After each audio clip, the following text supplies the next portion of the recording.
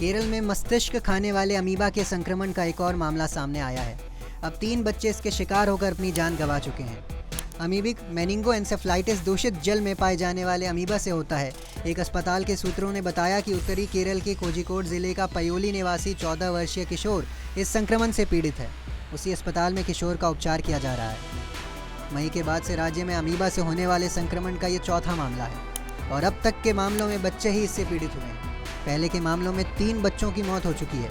किशोर का इलाज कर रहे एक चिकित्सक ने कहा कि 1 जुलाई को अस्पताल में उसे भर्ती कराया गया था और उसकी हालत में सुधार हो रहा है। चिकित्सक ने शनिवार को बताया कि किशोर में संक्रमण की शीघ्र पहचान कर ली गई और विदेश से दवाइयां मंगाने सहित अन्य उपचार दिए गए।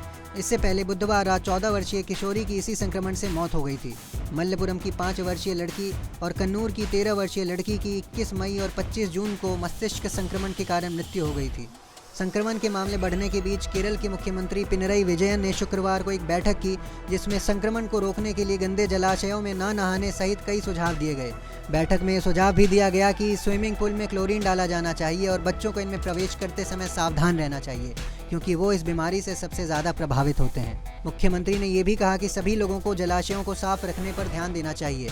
आपको बता दें, अमीबा एक सूक्ष्म जीव है जो प्रोटोजोआ वर्ग से संबंधित है। ये एक कोशिकीय जीव है जिसका आकार और रूप बदलता रहता है। अमीबा पानी, मिट्टी, मानव और पशु आंतों में पाया जाता है।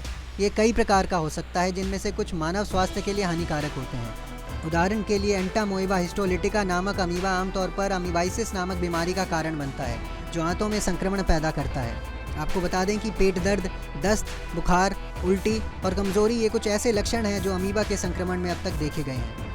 अब हम आपको बताते हैं कि आप अमीबा संक्रमण से अपना बचाव कैसे कर सकते हैं। आपको सिर्फ शुद्ध और साफ़ पानी पीना चाहिए।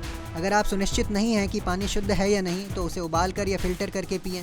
खाने से पहले और बाद में और बाथरूम इस्तेमाल करने के बाद हाथ धोना चाहिए।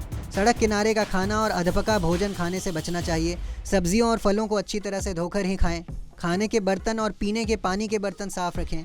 अमीबा संक्रमण वाले व्यक्तियों के संपर्क में जाने से बचें और उनके इस्तेमाल की चीज़ों का भी उपयोग ना करें। ऐसी खबरों के लिए देखते रहें पंजाब केसरी.com। साथ ही कमेंट सेक्शन में अपनी राय ज़रूर दें।